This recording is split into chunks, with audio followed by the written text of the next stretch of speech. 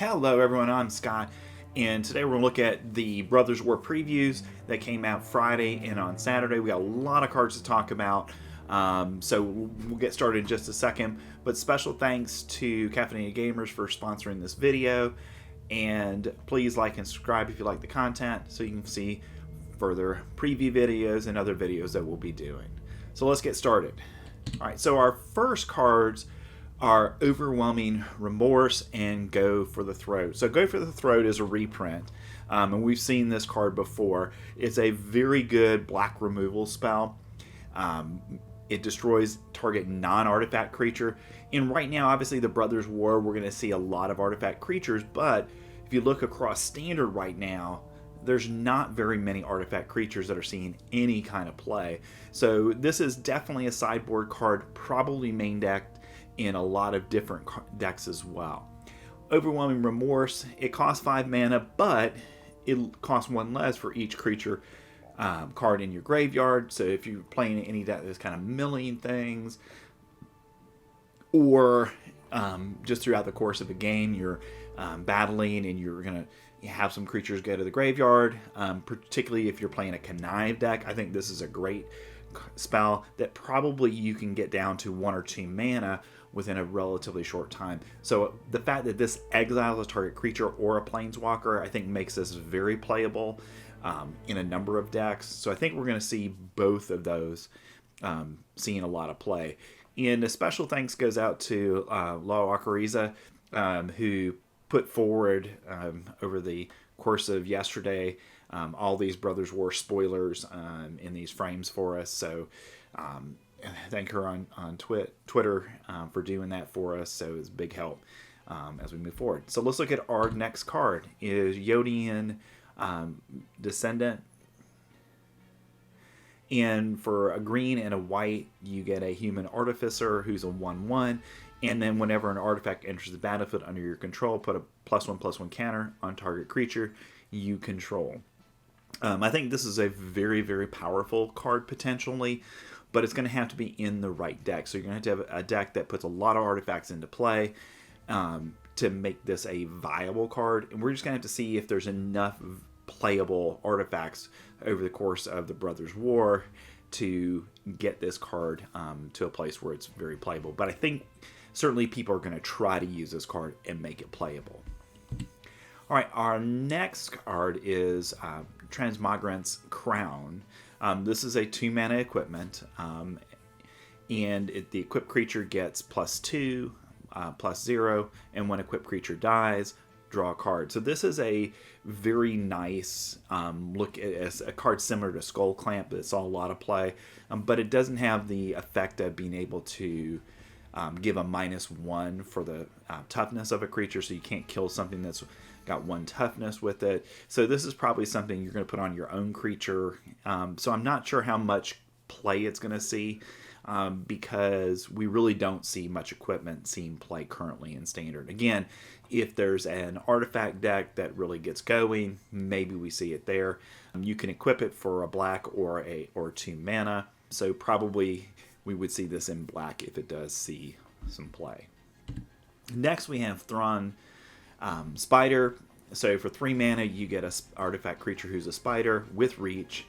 It's a 2/4, and when Thrawn Spider enters the battlefield, you and target opponent each create a tapped Power Stone token.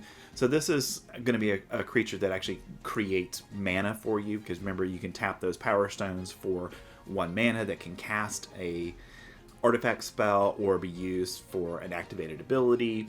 For 7, look at the top 4 cards of your library. You may reveal an artifact card from among them and put it into your hand. Put the rest on the bottom of your library in a random order. So I think if we do have a true artifact deck, which there are good pieces for, I think we'll see this in that deck because it is going to continue to advance their game by giving you Power Stones to add mana to your mana pool. Next we have Ashnod Flesh Machinist. Ashnod is a legendary human creature who's a human artificer. For a black mana, and you get to cast her, and she's a 1/1. So Ashnod in the lore of The Brothers War is Mishra's kind of assistant, top aide for most of the Brothers War, and she creates transmogrants, which are these part human, part machine creatures that are used on the battlefield. So it makes sense that the abilities here are going to go along with that. So she's got Death Touch, and whenever Ashnod Flesh Machinist attacks, you may sacrifice another creature. If you do, create a tap Power Stone token. And for 5 mana, you can exile a creature card from your graveyard, create a tapped 3/3 colorless zombie artifact creature token, and that's really your transmog. So my problem with Ashnod is Ashnod is a 1/1, and that makes it susceptible to almost every piece of removal that's out there. The Death Touch is kind of nice, and the fact that you can sacrifice another creature, create a Power Stone. So again, I think this, in the current looking at Standard, doesn't see it playing in any of the really existing decks, but possibly in a black artifact deck, that's where we might see it getting some play in.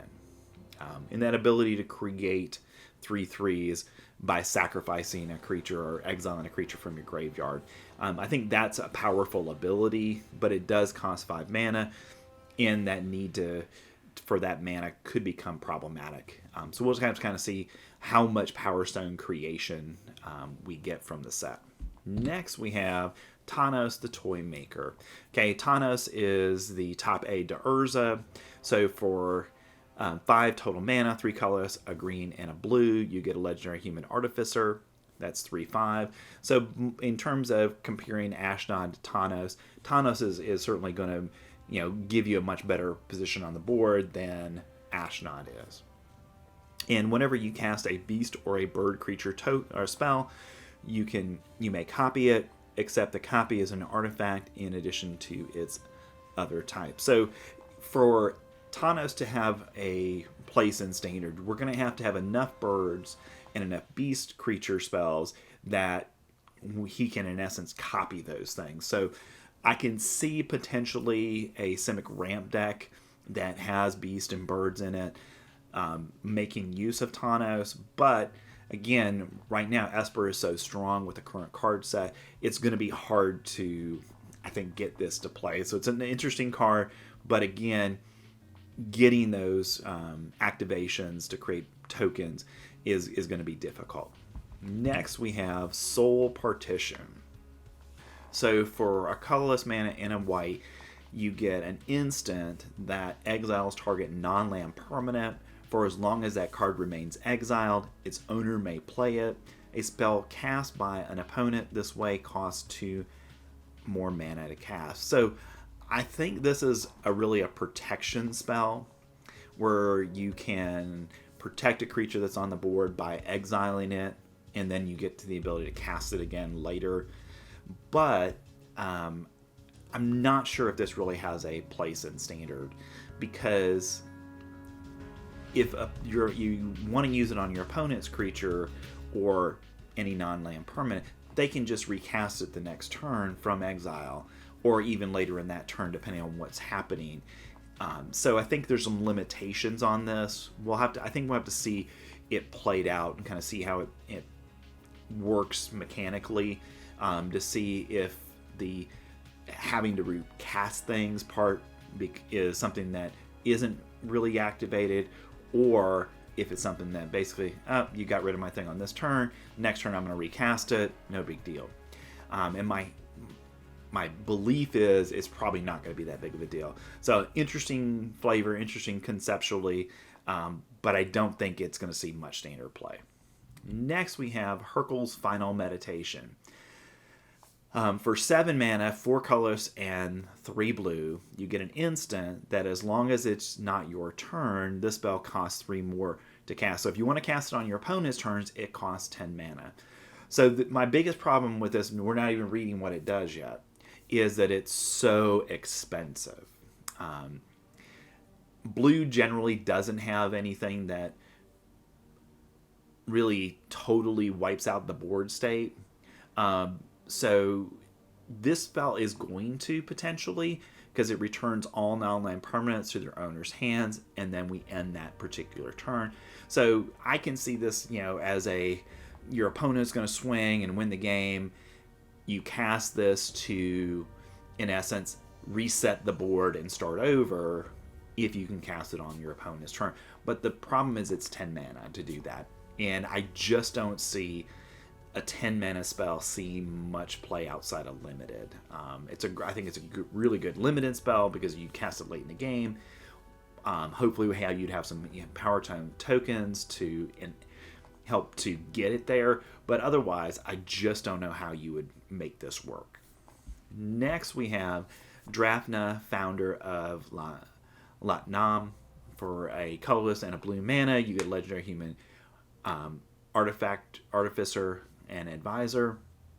And for 2 mana, you can return target artifact you control to its owner's hand, or return target artifact you control to its owner. So basically you can bounce something back to your own hand if it's in jeopardy, which is a nice ability to have. Or for 3 mana, you can, and tapping Draftna, you can copy a target artifact spell you control. So basically you'd have to be casting an artifact, you can tap it, pay 3 more, and copy that. So I can see this possibly seeing play if we truly have a dedicated artifact creature deck, where with some of the really expensive artifact creatures that we've seen, and we'll talk about a few today, copying those could be really, really powerful. But the question is, can you get there? And in terms of mana, unless, again, we've got a lot of power stones that are going to be really warping the mana available, which could happen, I don't see it seeing a whole lot of play. And its power and toughness is weak. It's a 2/1. So because of that, I really don't see it seeing a tremendous amount of standard play. I think in the right deck, it has a chance.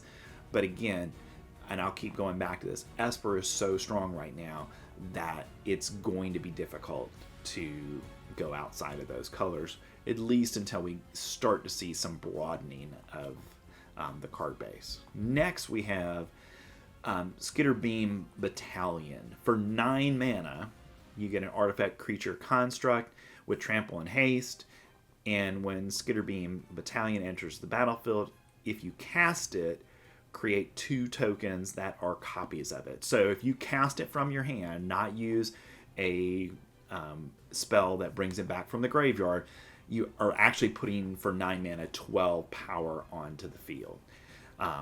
So that's really, really powerful. Or if you're using the prototype ability, you may cast a spell with different mana cost, color, and size. It keeps its abilities and types. So for 5 mana, you would, and this is in red, you would get a 2/2 prototype. Okay, and that would again give you the 2/2 tokens to go along with it. So for 5 mana, you're putting 6 on the battlefield. So I can see this again. This is a card that's going to need Power Stone tokens because it's going to be so difficult to get it onto the field. And I think based on what I'm seeing so far from the set, Aggro is probably not quite there yet, but there's at least enough to think that Aggro will have a better shot given the Brothers' War. So 9 mana spells are going to be hard to get out there. So I think that's why this prototype ability is there, because otherwise these spells are almost uncastable. But the ability to create copies of this, creating the tokens, I think is a really powerful ability. And as we just talked with Draftna, if you had enough mana to cast this and then copy, you're copying it and then you get the effects as well. So you could potentially, for 8 mana, you could put 6 2/2s onto the board. And that's pretty powerful, especially when they have haste. Next, we have Urza's Command. So today we got 4 out of the 5 command spells from the set. So this is a series that we're going to see in all the colors. And I think the weakest of them is probably Urza's Command. For 4 mana, 2 colorless and 2 blue, you get an instant that you get to choose 2 of these options. So create creatures you don't control, get -2 until end of turn. Create a tapped Power Stone token. Create a tapped 0/0 colorless creature artifact construct artifact creature token. With this creature gets +1/+1 for each artifact you control, or scry 1, then draw a card. So this one have to definitely go in a dedicated artifact deck, because I think the abilities that will be used are, you're going to create that construct token, and then you're probably going to scry 1 and then draw a card. And if you've got a lot of artifacts hanging around the board, this could be a pretty large creature. But if you don't, then it's, a low, a high cost for not much value. And that's why I think we're probably not going to see as much of it as we will with some of the other ones. The ability to give opposing creatures -2, I mean, I guess if they're attacking for lethal, then it makes some sense there. But again, if they're attacking for lethal, stopping it for one turn probably isn't going to win you the game. So I think of the 4 we've seen, this is certainly the weakest. Is there a place for it? Possibly, but the right deck's going to have to come along. And again, it's going to probably have to be artifact focused. Next, we have Gix's Command. For 5 mana, 3 colors, and 2 black, you get a sorcery. So not at instant speed, but only at sorcery speed with Gix's Command. And you get to choose 2. Put 2 +1/+1 counters on up to 1 creature. It gains lifelink until the end of turn. Okay, decent ability.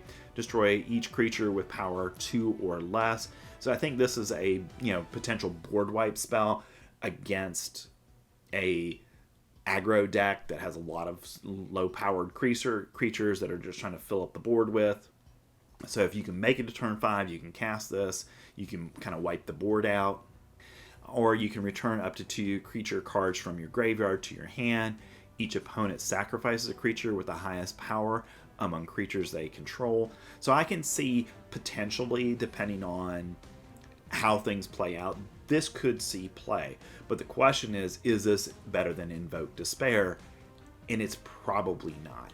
In the right matchup, absolutely, it's a good card. I think it's going to see sideboard play for sure, but I'm not sure if it's powerful enough to see main deck play for 5 mana. Black probably plays it for sure, because right now without Meathook, with the banning of Meathook, there's a need for a card that can do this kind of stuff, and the ability to destroy each creature with power 2 or less. That's a good ability. And then either getting cards back from the graveyard and or destroying their best creature, that's a powerful ability. And I think in certain matchups, black players are going to want that. Next, we have Kayla's Command, which I think is the second best of them. Again, it's a sorcery, but it only costs 3 mana, and I think that's what makes it playable. So you get pay a colorless and 2 white, and you get to, again, choose 2 of these options. You get to create a 2/2 colorless construct artifact creature token. You can put a +1 counter on a creature you control. It gains double strike until the end of turn. Search your library for a basic plane, reveal it, put it in your hand, then shuffle. Or you can gain 2 life and scry 2. So I think for 3 mana, what we'll probably see with Kayla's Command when it sees play, because I think it's going to see play, certainly. I think this would be great in if we had a dedicated Flyers deck. Right now, there's not enough in white to do that. But if we had a dedicated Flyers deck, I can see that +1/+1 counter and double strike being a very, very powerful ability. Probably you're going to create the 2/2 construct. I guess if you're in a game where your life total is in jeopardy, you gain the 2 life, you scry 2, so you can try to get something that will help your battle state. But probably this is, again, it's a niche card, and I think as we look at the 3 that we've seen so far, I think they're all niches, and they've got to have the right deck with the right circumstances to make it usable. All right, our 4th one is Mishra's Command. I'm actually pretty excited about this one because right now, one of the big problems that Red has is it cannot deal with things efficiently. And if you look at Mono Red, it hasn't been a real thing for a while. I mean, Mono Red from 2018 to 2021 was, was one of the best decks in the format, because if we go all the way back to Throne of Eldraine, when we've got Embercleave, that made that deck really good for a long time. And then we also had Lightning Strike, and we also had Shock to give it some removal capability, and then we had good creatures to go along with it. So for Mishra's Command costs X and a red. It's a sorcery, so it's only castable on your turn. But if we do get to the point where a true mono red deck is there, and red decks want to rush, their ability to deal a lot of damage quickly is their goal. If we do have that deck, then I think Mishra's Command fits really well into it. Okay, so let's talk about the abilities, and I'll talk about why. So first, choose target player. They may discard up to X cards, then draw a card for each card discarded this way. Very, very much a red ability. This spell deals X damage to target creature. This spell deals X damage to target planeswalker, or target creature gets X plus 0 and gains haste until the end of the turn. So I like the first ability. I don't see it being used very much, unless you're in a situation where I've got 3 cards in my hand and they're all land. I need some new cards, and I've got this. So I'm going to pitch the 3 lands, and I'm going to get some new cards. So I don't see that being played much. But what I do see is that ability to spend X and kill a creature as a big gain for this. And because it does 2 things, because we've got already Light Up the Night, which pretty much does the same thing and doesn't see any play, that can do it to either a planeswalker or a creature. But the fact that Mishra's Command does both, and we definitely are seeing planeswalkers in the format. And I expect to continue to see them. I talked about in the previous video the new Teferi, which is nuts. We're going to see planeswalkers, and having the ability to do damage to them, I think, is going to be really important. So we can hold them down, so they cannot ultimate. And we know that Wandering Emperor is going to be around for as long as that card is standard legal. So I think this is a good card for red decks, because it can do that 2 things. It can kill a creature and kill a planeswalker. And because of that, I think it's going to see play. I don't think it's 4 of in a deck. It's probably 2 of, in support of what else is going on in mono red. And maybe this is a card that fits better into an Izzet shell. So we'll have to see if that's the best place for it. But of the 4 commands, I like this one the best, because I think it potentially gives you the most value. Next, we have In the Trenches. For a colorless and 2 white mana, you get an enchantment, and creatures you control get +1/+1. And for 6 mana, you can exile target non-land permanent you don't control until In the Trenches leaves the battlefield. Activate only as a sorcery and only once. So I like the overall flavor, because this is a Glorious Anthem effect. Or the effect that we saw in Dominaria on all of the lords that we got, where creatures you get +1. This is a broad one. It's nice because every creature gets it on your side. It doesn't matter what the type is. So that's nice. The problem with it that I see is it's 3 mana. And that becomes the problem, because right now white decks have a lot of very good 3-drops.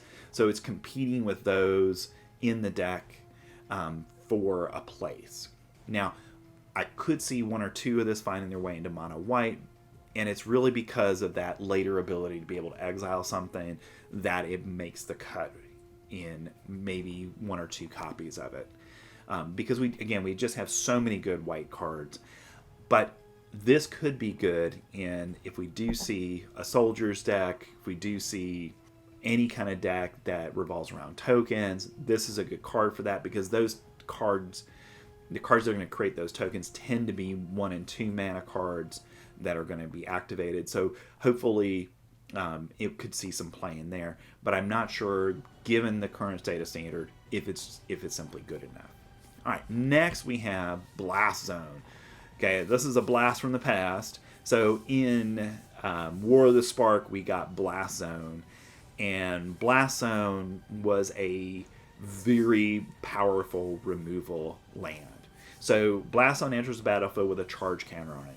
Okay, so first thing is it does not kill any tokens, because tokens don't cost any mana, so therefore it cannot kill tokens.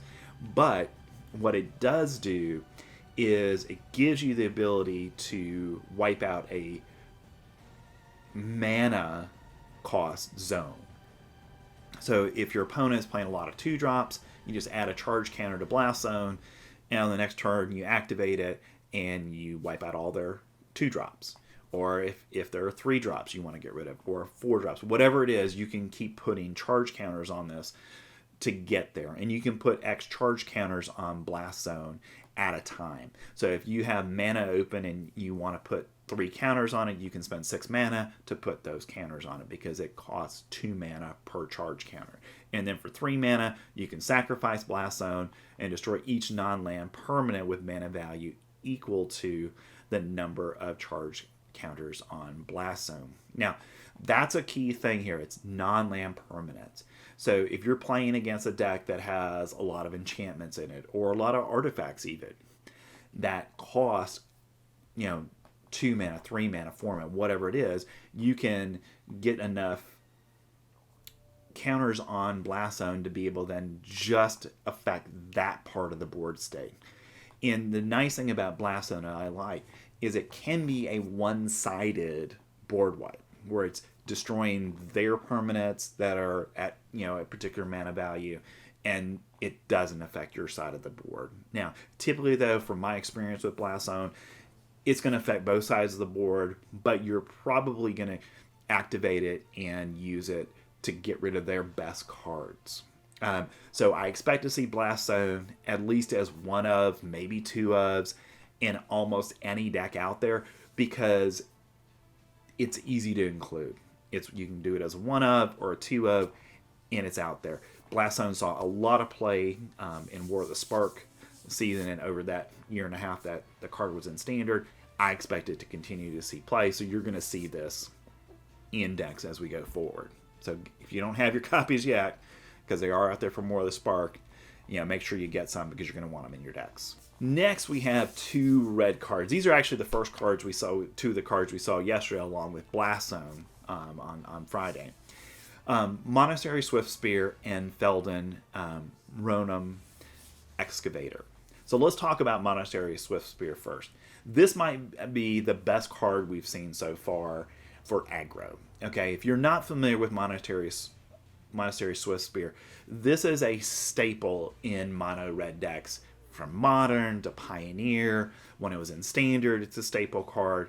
It's just probably one of the top 2 or 3 red 1-drops that we've ever seen.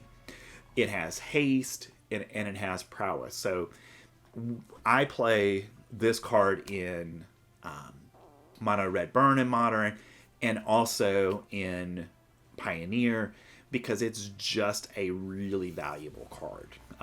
It's very easy. Turn 1, you play this. On turn 2, you play an instant or a sorcery. It becomes a 2/3, and you attack him for more damage. And that damage tends to build up quickly. If you can get 2 of them down, then all of a sudden it's 4, 5, 6 damage a turn if you're casting spells. Now, right now in Standard, I don't feel in red we've got enough burn spells to make this work, but Izzet has enough spells to make this work. So we've seen some Izzet decks out there already. It's going to be slotted. I can immediately slot this into that deck, and it makes that deck better. But I'm hopeful that we get enough red stuff that mono red can actually see some play, because that will help the overall health of the format, because it will slow down some of the mid-range decks, because if I can beat you by turn 4, mid-range is going to have a problem. So Monastery Swiftspear is a great card in helping advanced aggro decks. Alright, so let's talk about Felden. Felden is a legendary artificer who is a 2/2 with haste. So both these cards share that ability of haste. So, I've kind of gotten into the point where when I'm working on mono red decks, it's actually mono red haste, because every red card that I would play has haste. and these two potentially fit right into that deck. So Feldon cannot block. Not a big deal. If you're playing mono red, blocking is for losers. Red wants to attack constantly, but what Feldon does, which I think gives the deck value. Now, I'm not going to play 4 Feldons, no, but I may play 2 Feldons because when Feldon is dealt damage, exile that many cards from the top of your library. Choose one of them until the end of your turn. Your next turn, you may play it. So if you play Feldon, he's damaged, he dies, or just gets damaged because he's blocked. Okay, you get a card. And that's powerful. Mono red, one of the biggest problems that red has is an inability to draw cards consistently. And what I've found is when red doesn't have the ability to draw cards, that's when mono red doesn't have a place in standard. So Feldon gives it some ability to draw cards, which will help advance the mono red game plan and hopefully help push it to being more standard playable. Next we have Tacasia's Welcome. This, in my mind, is an awesome card because one of the problems that white decks has, we've seen mono white have a really solid place in the format for over a year now, since we saw the arrival of the Innistrad sets, but it hasn't had a lot of card draw. Welcoming Vampire does, but it really doesn't see play because it's competing in that 3-drop spot. And it's vulnerable. It can be cut down, it can be Infernal Grasp, so black removal gets rid of it. So this is why I like Tacasia's Welcome, because it's the same 3 mana, but it's an enchantment. There is some enchantment removal out there, but not a lot of it's being played because not a lot of people are playing enchantments. So what this does is whenever one or more creatures with mana value 3 or less enter the battlefield under your control, you get to draw a card. This ability only triggers once a turn, but who cares? Okay, so what I see this is a 3 mana, every turn after it, you're basically getting to draw 2 cards a turn, which in white is very powerful because the problem I've had with mono white since the arrival of Dominaria is it's not fast enough, and you want it to be faster. So to get more speed into the deck, you need to be able to draw more cards, and Tacasia's Welcome does this in a safer way than Welcoming Vampire does. Because like I said, with Welcoming Vampire, it gets cut down, it gets destroyed pretty easily, and you've spent the mana and you got not a whole lot for it. But Tacasia's Welcome, because there isn't much enchantment removal, Tacasia's Welcome is very helpful, and it I think is going to see play. I'm definitely going to try it in mono white. I want it to work in mono white. So I think we'll see some additional play from it in those ways. Next we have a series of artifact creatures. So we've got a number of artifact creatures to talk about in the set so far. And Clay Champion, I think, is one of the best. So for X and 4 colorless mana, you get an artifact creature who's a construct. This is a mythic. Okay, because this potentially has the power to become a very, very large creature, because Clay Champion enters the battlefield with 3 +1/+1 counters on it for each 2 green mana spent to cast it. So this is definitely something that's going to want to be in green. So if you're playing, say, mono green, okay, this is entering as a 8/8 for 4 mana. Let me say that again. Because it's 3 +1/+1 counters on it for each 2 green mana spent on it. And remember, you've got X, so you can spend additional mana if you want to. But just if it's in mono green, hey, for 4 green mana, now it's an 8/8. That's a big creature. That's difficult to deal with. And when Clay Champion enters the battlefield, choose up to 2 other target creatures you control for each 2 white mana spent to cast Clay Champion. Put a +1/+1 counter on each of those creatures. So if we're seeing, earlier I talked about the card that it's an artificer who can put a +1/+1 counter on something anytime an artifact is cast. So if we end up with a green-white artifact deck, this is a perfect card for that, because it's going to advance your board state. At the least, you're going to probably be getting a 5/5 creature for 4 mana. And then if you want to pump extra mana into it, you can not only grow Clay Champion, but you can also grow two other creatures on your deck on your battlefield for each 2 white you spend on this. So I think this has a lot of implications, particularly late in games when board states kind of stalled on both sides. Clay Champion looks to be a card that could break that stalemate. So I expect to see a lot of play, whether it's in green-white or just green, or even in just white. We might even see it there, because that ability to boost other creatures that are on the battlefield. But I think we're probably going to see this in green decks, because you want to grow this thing to be as big as possible. All right. Fade from History. For 2 colorless mana and 2 green, you get a sorcery that says each player who controls an artifact or enchantment creates a 2/2 green bear creature token. Then destroy all artifacts and enchantments. Okay, so one of the things that green is always lacking is a board wipe. Now, we know that in the Brothers world, we're obviously going to get a lot of artifact creatures. So, in essence, what we're getting with Fade from History is, for the first time, green potentially has the ability to wipe out most of your opponent's board. So any green deck is going to want to have this card in it, certainly as a sideboard card, but that ability to wipe out the artifacts, to wipe out the enchantments. Because remember, Kamigawa Neon Dynasty gave us a ton of enchantments that see play, plus a ton of artifacts as well, because there are a lot of artifact creatures in Kamigawa Neon Dynasty.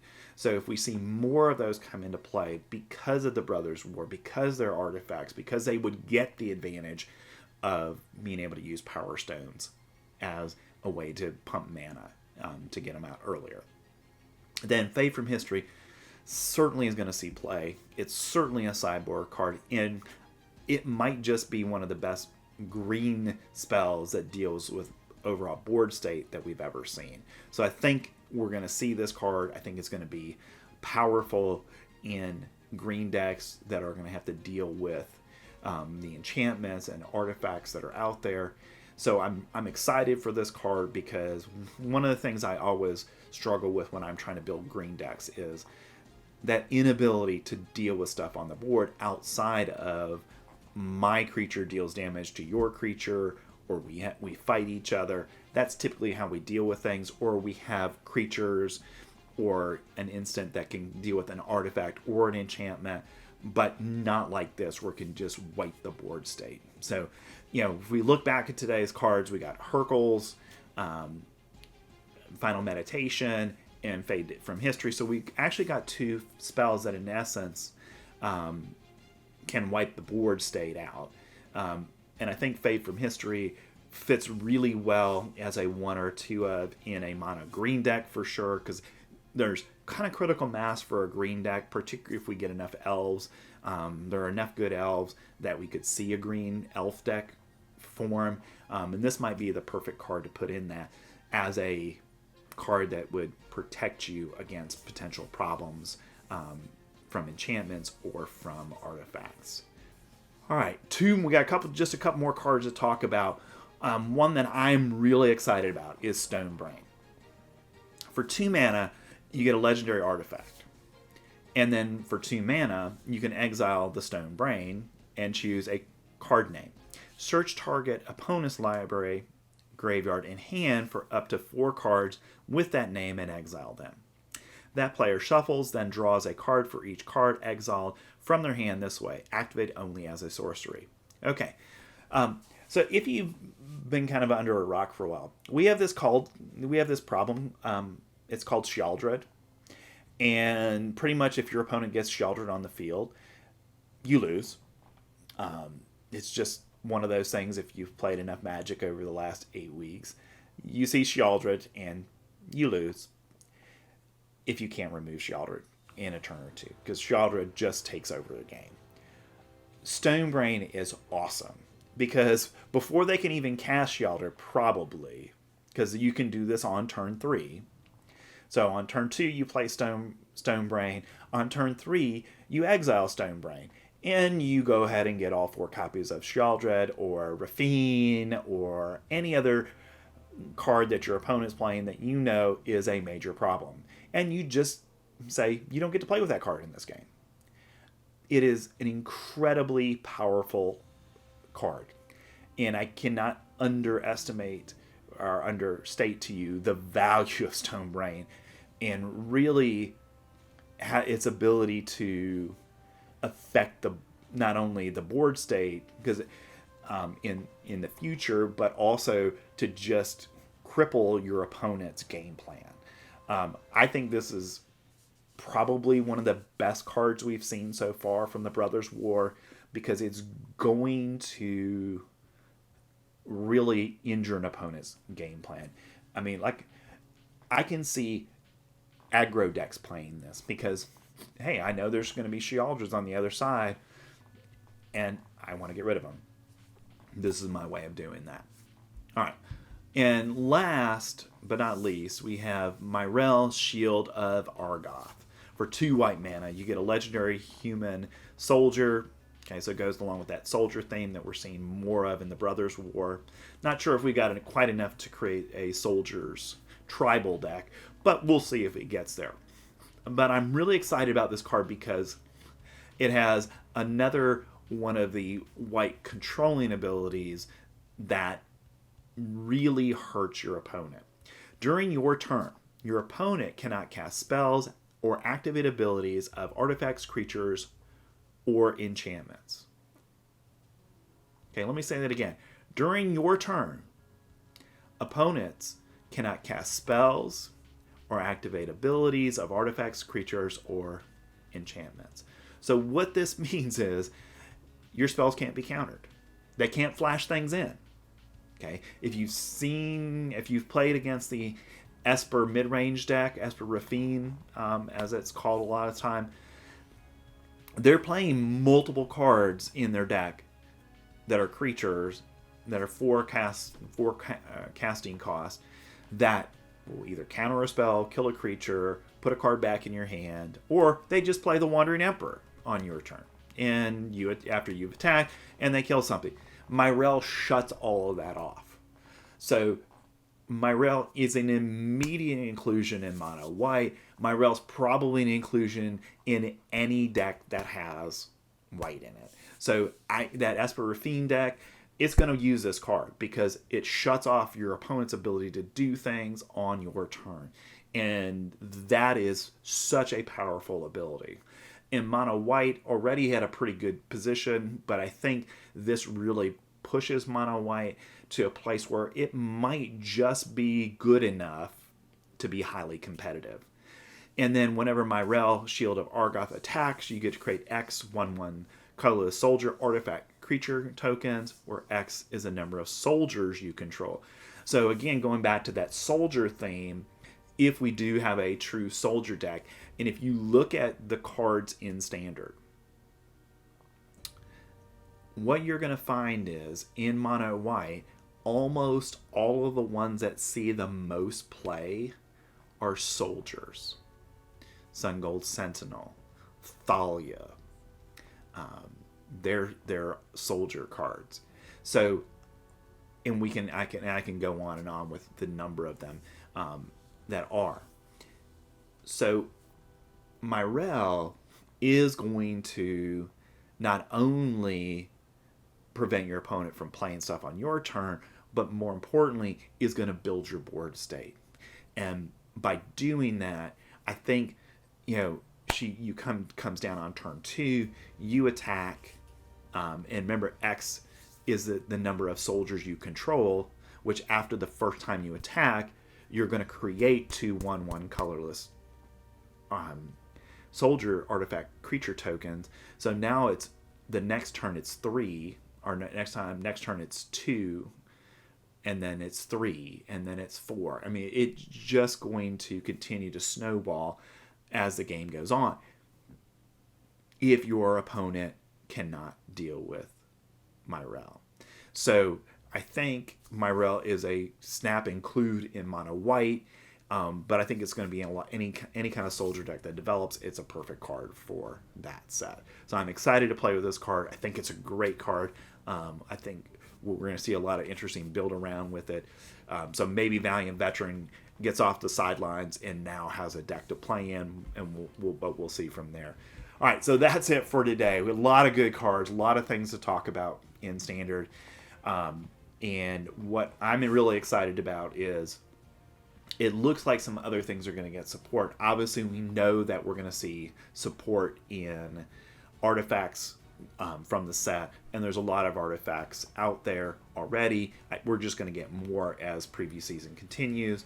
But I think hopefully we're going to see a number of variations on decks start to appear. So, because if you haven't paid attention at all this weekend, the Magic World Championship is happening in Las Vegas as part of Magic 30, and of the 32 standard decks, 2/3 of them were playing Esper mid-range. So the Meat Hook Massacre banning didn't change the Esper deck at all. It really didn't hurt it at all, and it just made it the deck that pretty much everybody's playing. So my hope is, now that we're 2+ weeks away from getting Brothers War pre-release in on November 11th, my hope is that we're going to see some growth of the standard format, because if you're not playing Esper right now, you're playing an inferior deck, and I think even whether it's on Arena or whether it's at your local LGS playing Friday Night Magic or another event, Esper is going to be the dominant thing that's out there. If you look at sites that track all the decks that are tournament decks that are out there, you're seeing Rafine decks everywhere. My hope is that we can start to see some of that change by things that can get underneath the Esper deck, meaning that they go fast enough that Esper cannot set up its board state. All right, so that's it for today's previews. Hope you enjoyed the video. Remember to like and subscribe to our content. Especially thanks again to Caffeinated Gamer for sponsoring this. And I'm Scott, and I'll see you probably tomorrow with some additional Brothers War previews. I'll see you next time.